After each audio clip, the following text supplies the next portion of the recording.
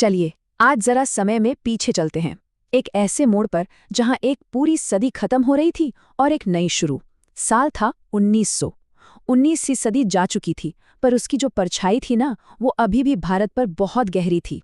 ये वो भारत था जो पूरी तरह से ब्रिटिश साम्राज्य के चंगुल में था, एक ऐसा साम्राज्य जो उस वक्त अपने पीक पर था। लेकिन पता है, इस दौर की ना एक कहानी नहीं है, बल्कि दो हैं। एक तरफ ब्रिटिश राज का वो चमचमाता चेहरा जो दुनिया को दिखा रहा था कि देखो, हम यहाँ शांति लाए हैं, तरक्की कर रहे हैं, सब कुछ व्यवस्थित है। और दूसरी तरफ थी आम भारतीयों की असलियत, एक कड़वी हकीकत जो शोषण, गरीबी और भेदभाव से भरी हुई थी। तो चलिए इन दोनों ही कहानियों की परतें खोलते हैं। तो बात करते इस नई सदी की और उन पुरानी जंजीरों की। देखिए, 1900 तक आते आते सीन बिल्कुल साफ हो चुका था। अब भारत पर सीधे ब्रिटिश क्राउन का राज था। दिल्ली में मुगलों की सत्ता अब इतिहास बन चुकी थी और उसकी जगह ले ली थी ब्रिटिश वाइसराय ने। और उस समय वाइसरॉय कौन था? Lord Curzon. और उसकी सोच कैसी थी वो बस इस एक लाइन में समझ आ जाती है। उसने कहा, भारत को अगले 100 वर्षों तक ब्रिटिश शासन की आवश्यकता होगी। सोचिए, मतलब उन्हें लगता था कि अंग्रेजों का राज तो परमानेंट है और यही भारत के लिए अच्छा है। और ये सिर्फ कर्जन की सोच नहीं थी, ये पूरे ब्रिटिश साम्राज्य का एटीट्यूड था। अब इस शासन की रीढ़ की हड्डी क्या थी? वो थी इंडियन सिविल सर्विस, जिसे स्टील फ्रेम भी कहते थे, मतलब लोहे का ढांचा। लेकिन ये ढांचा एक तरफा था। जितने भी टॉप पोस्ट थे ना, कलेक्टर, जज, पुलिस सुपरिंटेंडेंट, जहां असली फैसले लिए जाते थे, वो सब अंग्रेजों के लिए रिजर्व्ड थे। और भारतीयों का काम बस क्लर्क, ट्रांसलेटर, मतलब सिर्फ आदेशों को मानना, हुक्म चलाना नहीं, पूरा कंट्रोल उन्हीं के हाथ में था। और कानून? कानून के तो दो चेहरे थे, एक साहब के लिए और दूसरा देसी के लिए। मतलब कहने को तो अदालतें थी, कानून थे, पर इंसाफ बराबर का नहीं था। सोचिए, अगर किसी अंग्रेज ने एक भारतीय पर कोई जुल्म किया तो सजा या तो होती ही नहीं थी या फिर बस नाम की। लेकिन वही गलती अगर किसी भारतीय से हो जाए तो सजा बहुत सख्त होती थी। ये जो भेदभाव था ना, ये कानून की किताबों में भले ही ना हो, पर अदालतों में साफ साफ दिखता था। और ये जो बंटवारा था ना, ये सिर्फ सरकारी दफ्तरों तक नहीं था। नहीं, ये पूरे भारतीय समाज में फैला हुआ था। असल में 1900 का भारत दो अलग अलग दुनियाएं थीं, एक ही देश के अंदर। इस फर्क को समझने के लिए पहले जरा आंकड़े देखते हैं। उस वक्त भारत की आबादी थी करीब 29 करोड़ और उसमें से 85%, जी हाँ, 85% लोग गांव में रहते थे। मतलब शहरों की जो चमक दमक थी वो तो बस एक छोटा सा हिस्सा थी। असली भारत तो गांव में बसता था। और इन दोनों दुनियाओं में फर्क कैसा था? अरे जमीन आसमान का। एक तरफ थे शहर, कलकत्ता, बॉम्बे, जहां अंग्रेजों के इलाकों में चौड़ी सड़कें थीं, बिजली थी, टेलीग्राफ लाइनें थीं। और दूसरी तरफ थे गांव, जहां जिंदगी सदियों से जैसी थी वैसी ही चल रही थी। मिट्टी के घर, बैल हल चला रहे हैं, खेती पूरी तरह मॉनसून के भरोसे, बिजली, पक्की सड़कें, ये सब तो खैर दूर की बात थी। और अब एक ऐसा आंकड़ा जो शायद उस दौर की सबसे दुखद सच्चाई को दिखाता है, 1% से भी कम। जानते हैं ये क्या था? ये थी महिलाओं की साक्षरता दर, 1% से भी कम। ये सिर्फ एक नंबर नहीं है, ये उस गहरी खाई को दिखाता है जो समाज में थी, अवसरों की, उम्मीदों की, हर चीज की खाई। तो सवाल ये उठता है कि इतना बड़ा साम्राज्य, ये पूरी मशीनरी चलती कैसे थी? पैसा कहाँ से आता था? इसका जवाब छिपा है भारत के आर्थिक शोषण के उस सिस्टम में जो बड़े ही कायदे से बनाया गया था। 10 लाख, ये सिर्फ एक नंबर नहीं है, ये सरकारी आंकड़ा है उन लोगों का जो 1899-1900 के अकाल में मारे गए थे। और असल संख्या, वो तो शायद इससे कहीं कहीं ज्यादा थी। पर सबसे चौंकाने वाली, सबसे क्रूर बात पता है क्या थी?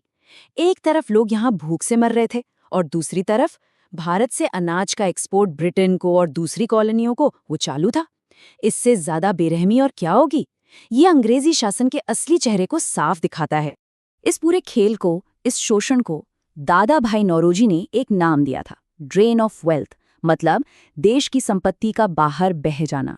उन्होंने बाकायदा आंकड़ों से ये साबित करके दिखाया कि कैसे भारत का पैसा, सैलरी, पेंशन, बिजनेस प्रॉफिट के नाम पर हर साल लगातार ब्रिटेन भेजा जा रहा था। और नतीजा, भारत गरीब होता जा रहा था और ब्रिटेन अमीर। ये जो ट्रेड था ना, ये बिल्कुल एक तरफा था।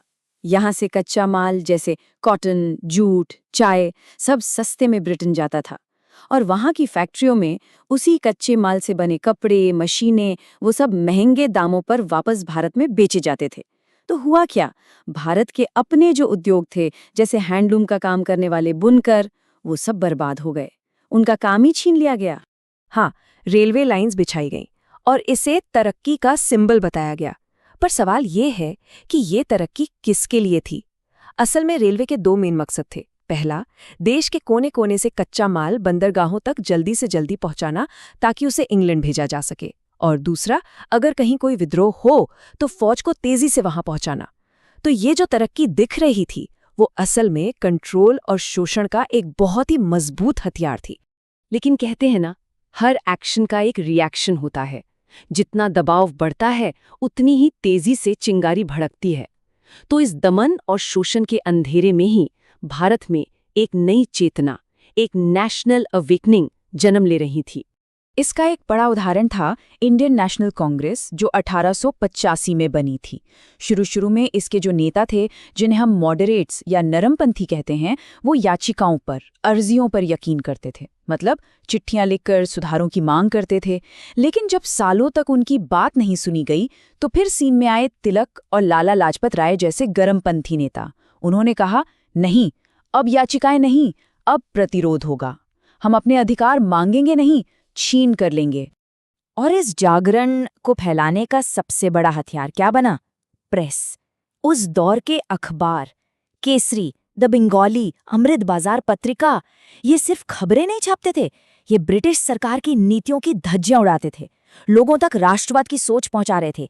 ये अखबार असल में विचारों के हथियार बन चुके थे। और यहीं से वो आवाज भी उठनी शुरू हुई जो बाद में पूरे आज़ादी के आंदोलन का नारा बन गई। स्वराज मेरा जन्म सिद्ध अधिकार है और मैं इसे लेकर रहूंगा। बाल गंगाधर तिलक का ये नारा भले ही बाद में पॉपुलर हुआ, पर इसकी जो आत्मा थी, इसकी जो भावना थी, वो 1900 के आसपास ही जड़ें जमाने लगी थी। अब बात सिर्फ सुधारों की नहीं, स्वराज की होने लगी थी। और मजे की बात देखिए, ये सवाल कौन उठा रहा था? वकीलों, डॉक्टरों और टीचरों का एक नया मिडिल क्लास, जो अंग्रेजी पढ़ लिख कर ही आगे बढ़ा था। यही तो ब्रिटिश राज का सबसे बड़ा आयरन था। उन्होंने एक एजुकेशन सिस्टम बनाया ताकि उन्हें काम करने वाले क्लर्क मिल सके, लेकिन उसी सिस्टम ने ऐसे लोग पैदा कर दिए जिन्होंने पूछना शुरू कर दिया कि भाई, ये जो लिबर्टी, जस्टिस, आज़ादी और इंसाफ की बड़ी बड़ी बातें आप लोग करते हैं, वो हमारे भारत पर लागू क्यों नहीं होती?